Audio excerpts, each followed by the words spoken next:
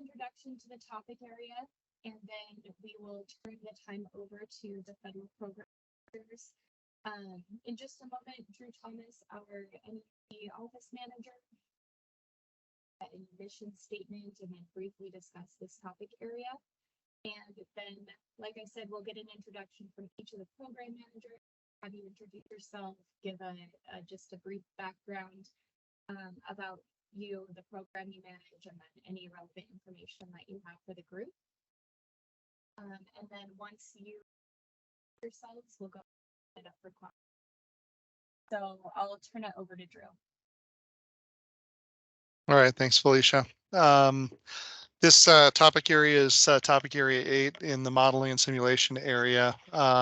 Thanks everyone for being here. We've got one program manager, Dave Henderson, who will introduce himself in a second and give you an overview of what the NEAMS program is doing at the Department of Energy Office of Nuclear Energy.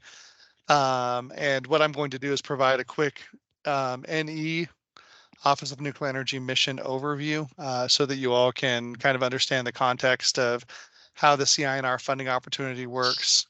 Dave will be providing more detailed comments about the modeling and simulation activities at the department so that you all can be aware of what's ongoing, what potential connections your work might have to that ongoing work.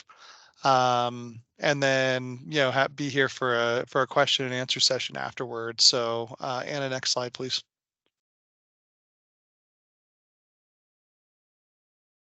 All right, from an NE mission standpoint, the CINR funding opportunity is really based around the mission, not necessarily about the specific programs within the department. The mission of the Office of Nuclear Energy is to advance nuclear science and technology in the following ways: by keeping existing U.S. nuclear reactors operating, deploying new nuclear reactors, securing and maintaining our nuclear fuel cycle, and then expanding international nuclear energy cooperation.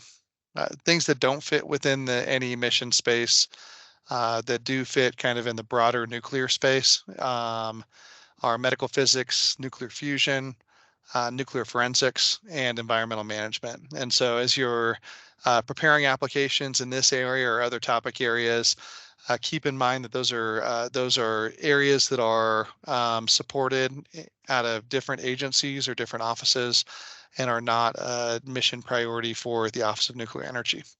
If you have any questions about the NE mission, you can email neup@inl.gov and we can get a clarification for you if there's a specific situation where you feel like there might be, some type of a cross-cutting topic that might fall into one of these areas, but might also fall into the nuclear energy, the fission nuclear energy space. So the idea behind the university program is to keep these topic areas very broad, and we'll show you the topic area in just a moment. I'm sure most of you have read through it already.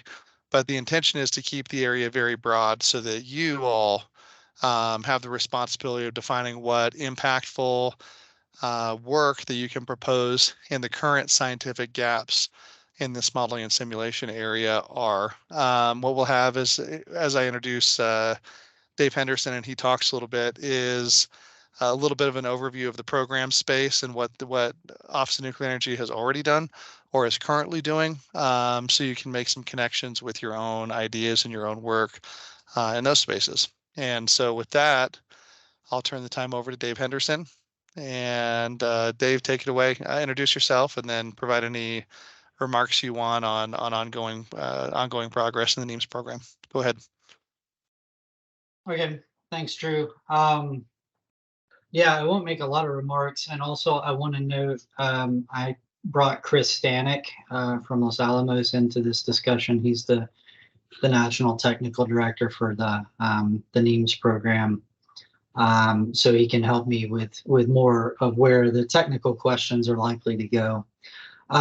So like Drew said, I'm the program manager for the Nuclear Energy Advanced Modeling and Simulation program.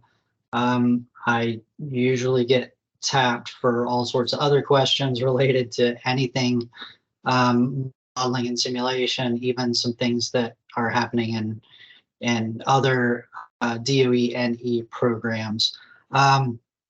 So one of the things I was going to say right off the bat is this topic area. Well, I think all of the topic areas in the NEOP call this year are intended to be very broad. They're not intended to be specific to what a program is doing, what a program wants, what a program would like to see, any of that sort of thing. So, questions about what is in this area. I tried to make sure this topic area description just stuck to that. What would be best submitted under this topic, and what would be best submitted somewhere else. So you can see that text there on the screen. Trying to differentiate modeling and simulation activities that would be more development of capability, development of tools, things like that, I would say belong in this topic area 8. And I would say the use of them for for a particular reactor type, particularly for design, investigating design, or the applying modeling and simulation for safety features or things like that, probably belong better in one of the topic areas related to one of those reactor systems or fuel cycle, or whatever the topic may be. There's very likely to be some things that that cross over, and so just do the best that you could.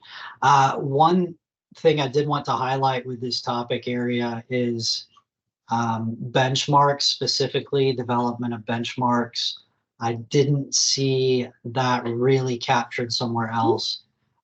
So I decided to try to clearly spell out that this would be a good place to submit benchmarks, particular things that were submitted in the past under one of the specific calls for benchmarks. Since we've taken this approach, it doesn't really fit with that outline I said of developing tools, but I was afraid it would get dropped, so I included it in this area. There may still be some discussion before all these things get finalized, so as always, check before you submit, but that language is in here. So since this topic area is intended to be very broad, I think a lot of questions will have to do with what is DOE nuclear energy doing in modeling and simulation space. So any questions that you have on that are great. We do have, so the Nuclear Energy Advanced Modeling and Simulation, I'll refer to it as NEAMS. The NEAMS program covers both light water and non-light water reactor technologies aimed at developing modeling and simulation tools. So trying not to recreate the wheel when we don't have to, but really looking at where are there gaps in existing tools that one might need to model particular phenomena, or things like that. If there's a gap that we see out there, we'll try to look at how important is that to especially those two industries. First and foremost, the light water and non-light water reactor developers, operators, vendors, whatever you want to call them. We also work closely with the Nuclear Regulatory Commission. They've said publicly that they intend to use NEAMS tools for their reviewing licensing applications, for doing their independent safety analysis on on applications for non-light water reactor technologies. So we work closely with them in getting clear identification of needs, gaps, where they intend to go with them, things like that. So in addition to industry, we do solicit and receive quite a bit of feedback from NRC along those lines. I've talked about reactors. I should also say, particularly fuel performance is also an area that we are doing a lot of research in. Sometimes people separate that, but it's central to a nuclear reactor. So we do a lot of fuel performance work within the program. A lot of you are probably familiar with the Bison Code, but there are a lot of lower link scale activities trying to get better handle on those lower link scale relationships and how they can translate to engineering scale behaviors.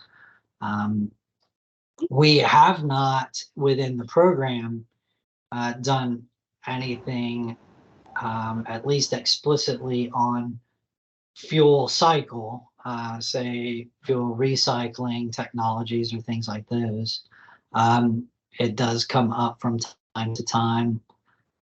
When you look at a molten salt reactor, it's hard to differentiate the reactor operation from something that looks a lot like a fuel cycle process. But other than molten salt reactor operations, we haven't done anything in that area.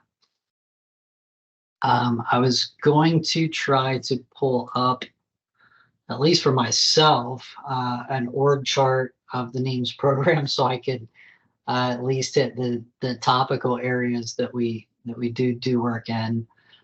So the way the program is organized, I'm the federal program manager. Chris Stanek, as I mentioned, is the national technical director. So like the lead person at the laboratories for helping me to organize and execute the program, the technical scope in particular. We have 3 deputy NTDs under Chris, Derek Gaston at Idaho National Lab, Tanju Sofu at Argonne, and Dave Kropatchik at Oak Ridge. And then below that, we have several technical areas, and those technical areas are fuel performance, reactor physics, thermal fluids, structural materials and chemistry, which we kind of lump together, although you can separate those if you like. And then we have what we call multi-physics applications. So in the past, those were 2 areas, multi-physics and application drivers, and those things tended to blur a lot, and so we've collapsed those into one area that covers multi-physics applications. One other thing I'll mention, input from industry. I know I glanced over that quickly. We do have what we call an industry council. It's kind of a 2-part industry council, one focused on light water reactor stuff and another one on the non-light water reactor side. And that's just, if we had them all in one room, it'd be an enormous group. But we look for input from industry on, if they've been using the codes, how they perform, if they're seeing needs across, not just in their specific company, but let's say in a reactor type, is there a particular gap in capabilities out there? So we're always looking for that kind of input. And I think I will stop there as far as an overview of the program. And maybe, Chris, if you're willing, is there anything just really top level you'd like to add to that? No, Dave, as you were talking, the things I was going to say, you ticked all of them off. So I don't know that I have much to add. I think in terms of I think you can probably infer based on our programmatic structure, the scientific areas of interest. And I think Dave made the important point that our priorities are really driven by input from stakeholders like the NRC and industry. I think in a nutshell, that should give you some boundary condition of where we're focused.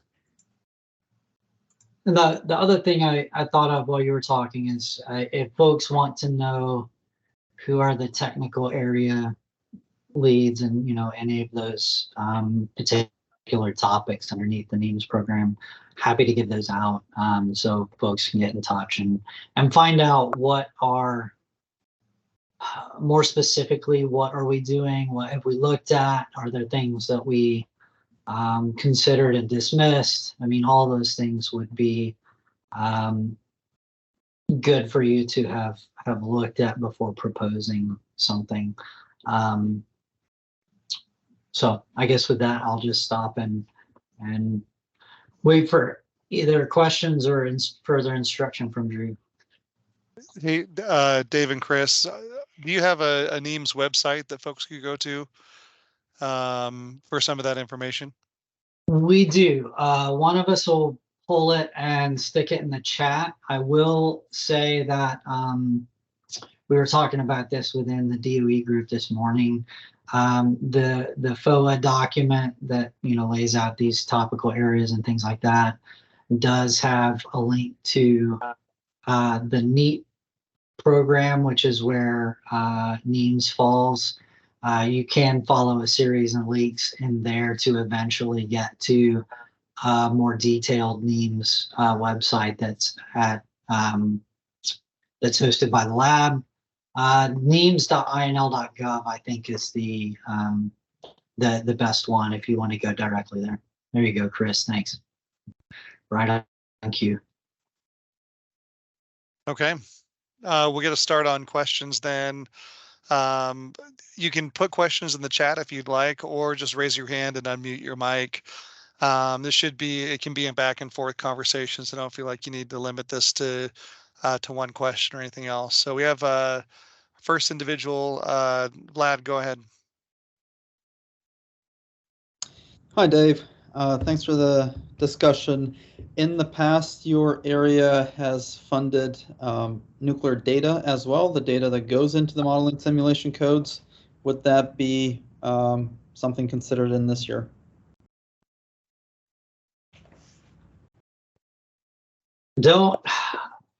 I've struggled with that one, where it would fit best. And I'm not sure there is, we didn't get explicit in the topic area. And that would be something that would be good for us to take up and clarify within DOE for any, if there's any edits to the FOA to happen, or these topical areas. My personal feeling is that it's probably more applicable in whatever reactor type it might be most useful for, or maybe multiple, or even a blue sky area. But I don't think it would be. I don't think there's anything in this topical area that would make it out of bounds as it currently is written. That's probably not a real helpful explanation, because we have had both nuclear data and benchmarks spelled out in this call as separate topics before, and we don't this year. I picked up the benchmarks, but I was just of a split mind on nuclear data. Okay, thanks. Dave, Thanks for the maybe a bit discussion. more general version of that. Do you want to comment on the let's say the consideration of it within this topic area of experiments? Sure. Yeah, that's a good one, because that comes up repeatedly. I believe that, so how we did this last year, and I think it would still stand, is the guidance I gave is if the scope of work is more geared toward experimentation, generating experimental data, seeing how things perform experimentally, and it has a modeling and simulation component, it would belong better somewhere else, kind of that same original guideline of if it's use of modeling and simulation, I would put it somewhere else in whatever topic area it best fit. If it was more geared toward development of a modeling or simulation capability, and it had a simulation and an experimental component to kind of feed that or for whatever purpose, but the focus was really development of new tools, capabilities, models, things like that, I would say that belongs in topic area 8.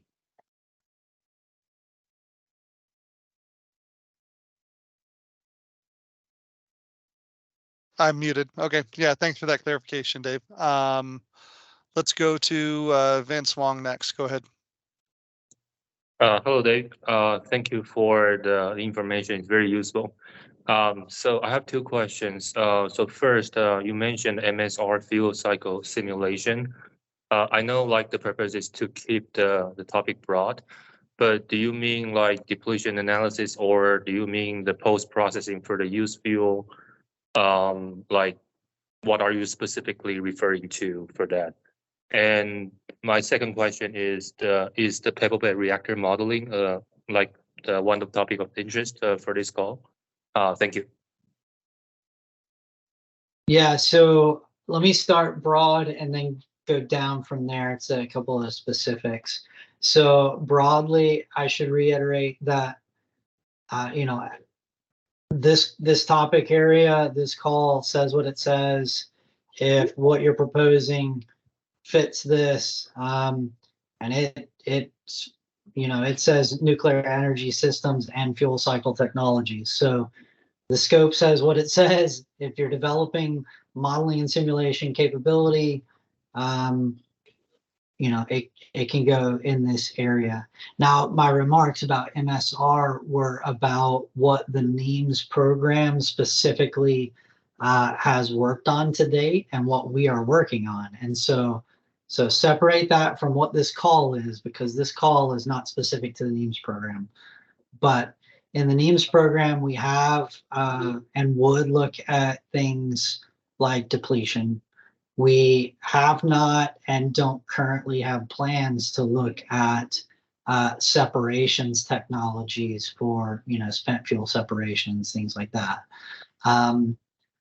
I don't remember in detail, but typically our fuel cycle side of the Office of Nuclear Energy does have topics on those kind of more separations related things.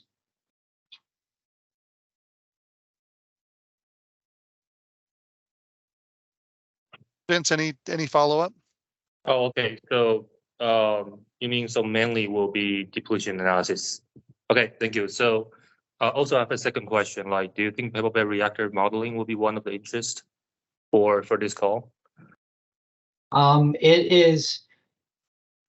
is definitely within the scope. We're trying to be careful that this call is not about what we have interest in and what we programmatically would like to see. We're trying to be completely agnostic on that and look for folks to propose, work that fits under the scope there. That's novel and impactful, and it's yours to kind of define that and defend it and tell us how great it is and why. Yeah, and I would build off of that, Dave, and say, the NEAMS website is provided, and some of those lab contacts are provided that are in that technical space. If you have the desire to kind of understand those spaces and see, how your own ideas could integrate into the program, that's the space to kind of explore some of those things with some of the technical folks at the lab. So that's why Dave is being careful. From a DOE perspective, we're going to take in whatever we get and evaluate that from a technical merit standpoint without direct consideration of how applicable or what kind of priorities there are in the DOE programs.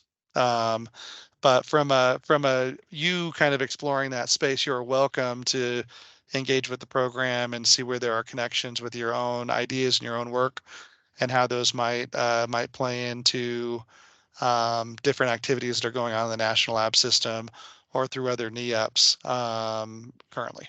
So, And Drew, just let me add for a second to, I guess, get more at the point of the question. So just like Drew explained, there's a reason I was being so open-ended, but developing modeling and simulation capabilities for any kind of pebble bed reactor, and quite frankly, any kind of reactor almost, aside from fusion, would fit within this topic area. Okay, thank you. So the information I get here is we are encouraged to work with the NEAMS program, like to see which topic area there's a missing gap. Am I correct? That's an option. Yeah. So I get the point I'm trying to make is that's an option if that's the way you'd like to go. What we're saying is if there's an already identified gap that may not be a priority of the program, that is also a completely viable application. And so you just need to make the case that that's an identified gap and how you'll be addressing it, right? Because I think the point that Dave is trying to make is the program has identified gaps, right, that they're trying to fill, or they've already identified. That may not be an exhaustive list. You may have an argument to make that, hey, there's a gap that's not being recognized by the program right now that I want to address through this application. And that is a completely valid application, and it will be evaluated just like anything else will through this process. So it's really we really are putting the onus back on you as faculty of, whether it's working with the programs or whether it's defining those gaps through your own literature review or your own knowledge, to making those calls yourself as you put together your applications. Okay, thank you very much. All right, let's go to Kazra. Go ahead. Hello. Okay, thank you. I had a question regarding like the programs that are or proposals that may fit in different topics. So if I'm proposing to use, let's say, develop MGI tools and simulation tools and codes to design new materials for nuclear energy applications that can be synthesized, let's say, using additive manufacturing, then which particular topic, I mean, it may fit in 3 different topics. So what would be the one that I, at the end of the day, need to submit to? Dave, maybe I can approach this one. Okay.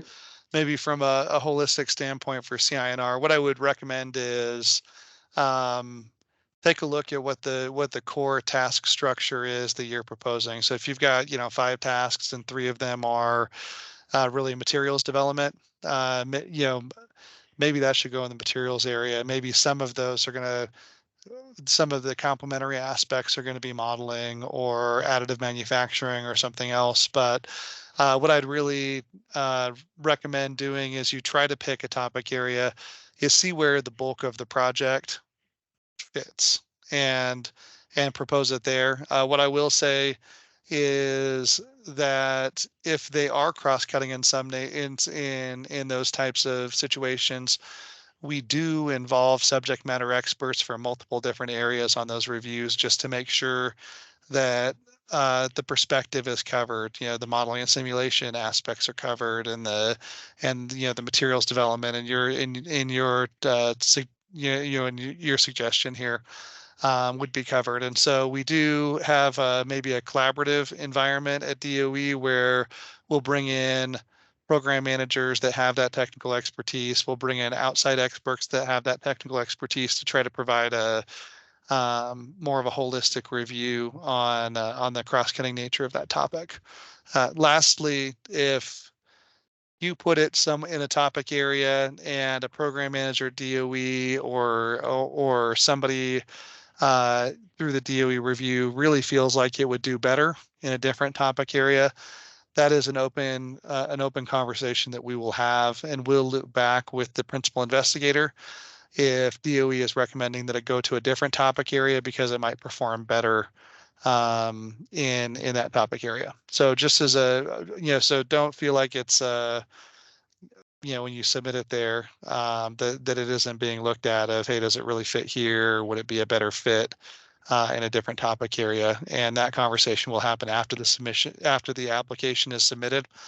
If DOE feels like, hey, it would be beneficial for you to be somewhere other than where you originally submitted it. Does that Sure. kind of clarify your point there? Okay. Okay. Thank you.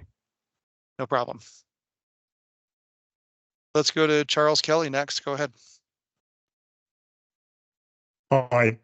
During the training for force models in April, the IES team described the simulation of financial and economic models.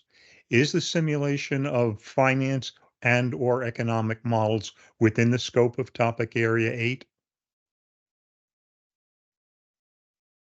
Man, I don't know. If it doesn't fit cleanly somewhere else, then yes. I mean, because the intent of this call is to be as broad as possible. If it's something that is within the NE mission at all, it's up to you to, again, define and defend why it's important, why it's impactful, that sort of thing, why it fits within the NE mission, which Drew hit upon at the very, very beginning of this, and you can find it elsewhere. But yeah, if it doesn't fit well within another area, if it's modeling and simulation, it can go under this topic area. It doesn't matter that the NEAMS program doesn't do work in that area.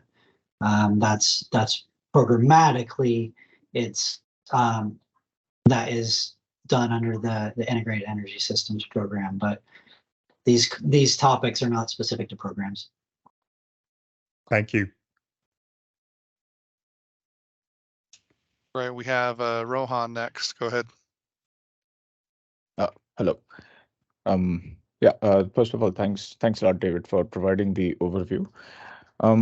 My question is related to whether or not, say there is a DOE code and we may want to propose the extension or improvement of its capabilities for, say, two-phase flow or multi-species modeling, or even particle transport and deposition modeling for a different type of nuclear reactor, for instance. So would that fall under the scope of topic area 8? Thank you. Yeah, thanks for the question. It definitely would. To the extent that folks want to work, hand in hand with the program, I think I speak for most, if not all, that we would welcome that. It's like we said before, that can't factor into our decision, how much we would like to work with so and so. It's got to be on the scope proposed, the gap, the impact, the merits, all that sort of thing. But welcome you to reach out to technical area folks within the NEAMS program and any other program and identify those sorts of things. Happy to work on that stuff collaboratively. I had another thought, but it escapes me. So I appreciate the question. Okay, thank you. Right, we do have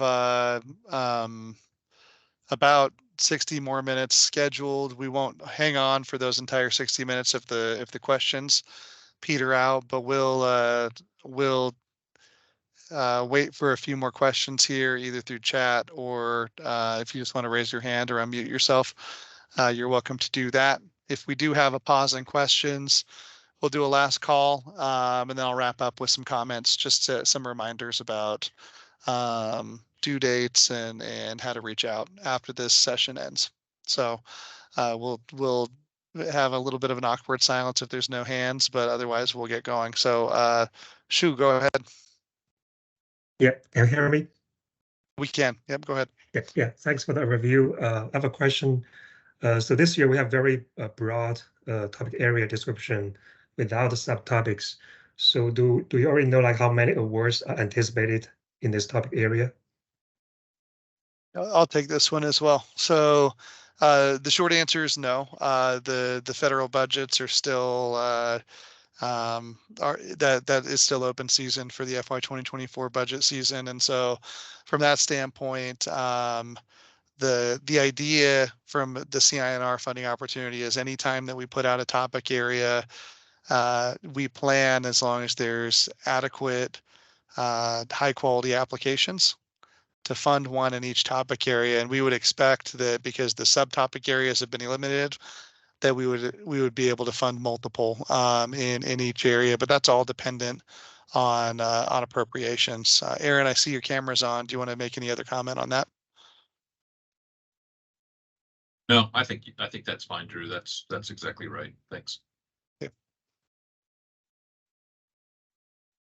Right. Thanks, Drew. I have another question maybe for David. So you mentioned the proposals on benchmark development. I know that in previous years, the benchmark proposals used to have much smaller award size, like a 400K or about that size. So for now, do you have any recommended size of the project for benchmarks? Shall we keep it very small? No, I have no recommendation on that. Yeah. I mean, it's, the scope and the requirements within the FOA are what dictates. Okay, And thanks. and I will mention, Dave, that that applications that are under the $1 million is the ceiling for these. So applications that that are smaller in scope, smaller in time frame, are seen just as favorably as something that's at the maximum ceiling for an award. So really what we would encourage you to do is define the parameters of the project, understand how much effort it's going to take, and then propose what's appropriate. Okay, thanks. And yeah, please. I was just going to say the bigger issue I've seen in the past is adequate time frame, particularly for completing it, getting whatever peer review to submit and things like that. And so I know folks have lobbied to make this time frame longer, particularly for a benchmark scope. We may consider that in the future, but for now it is what it is. Okay, thanks. Any additional questions? If I may, Yeah, go ahead.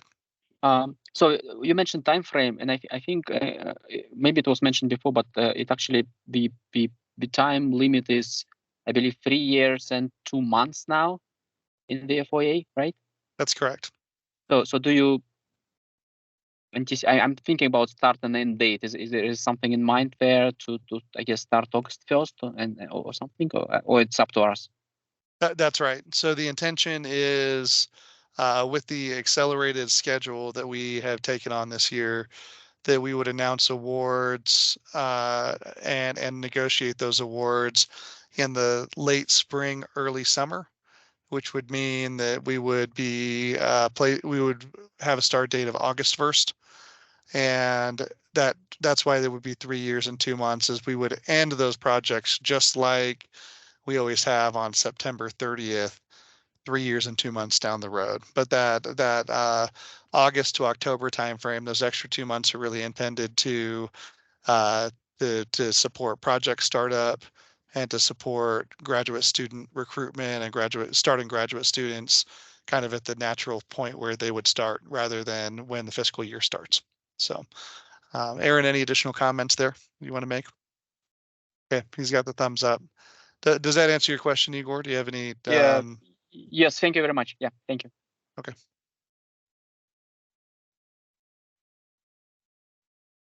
All right, we'll hang on for a couple more minutes here just to make sure that we don't have any additional questions. So we'll do a kind of a last call for questions. I do want to visit about a couple of dates, and then we'll open it up for that last call. For this topic area 8, Pre-applications are required. Those are due on July 26th. So coming up here in a few weeks. I do want to mention that this is not the only opportunity to talk with the NEUP office or talk with program managers. If you do need to ask a question, need clarification on something, or developing your concept and you have an open question that you'd like to ask, please forward those questions to neup@inl.gov, and we will engage the correct program manager, national technical director, to get your questions answered and get those answers back to you before that pre-application due date. So with that, we'll take our last call for questions. Any additional questions that anybody has before we wrap up? Hello, Drew. This is Vince again. Yep, go ahead. Yeah. So this year, there's a new things here, which is REU program on engaging the undergraduate student. So would you comment the expectation from this topic area a little bit? Like what are you expecting for that? Yeah, so the research experience for undergraduate supplement is a new opportunity this year. It is once again intentionally broad because our, from depending on, this is a good example, depending on if you're doing experiments or if you're a modeler, those experiences may look very different. And so what we did is we opened that up where it's up to $100,000 for that supplement. That's on top of whatever your R&D budget is going to be, whatever you propose. So it could be up to 1.1 million if you include the full allotment for an REU program. And the idea is that you would either have do two different types of things with that REU program, either support on-campus students on a some type of like an hourly basis or something like that to supplement your research work with undergraduates. And then the second option is to bring in students from outside, whether that's rising seniors from your interested parties from your local communities or from your new students, or to bring individuals in from other universities who may not have NEEP projects. And the idea would be maybe a summer program or something like that. And so that money could be dedicated to some type of an REU summer program. So the details of what you want to do there should be outlined in your REU plan, which will be submitted during your full application. And that's really up to you about how you want to design that. What we would encourage from a federal government standpoint is that you do consider disadvantaged or underrepresented groups as you and disadvantaged communities as you design those programs so that we get a varied and diverse workforce as we start developing those undergraduate research programs. So that's the only real major suggestion from a DOE perspective about how you might think about designing those. Otherwise, it's really going to be on a project by project basis about what's going to best fit the project and the scope as written. So we do need to include that in the pre-application, I assume, like a paragraph or something. There in the pre-application, there is an indication that you're interested in participating in an REU program. So if you'd like to include some type of description, I think that would be a positive thing, but it's not required for the pre-application.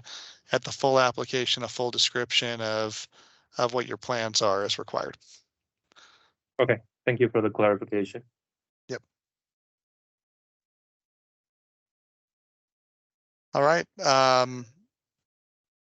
Any additional questions before we wrap up?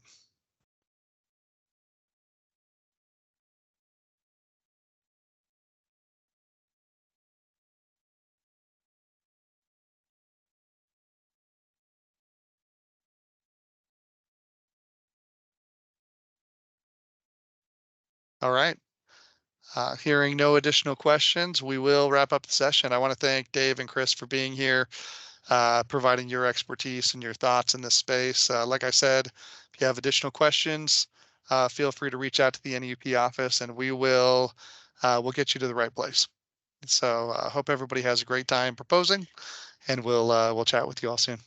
Okay, take care. Thank you. Thanks all. Thank you.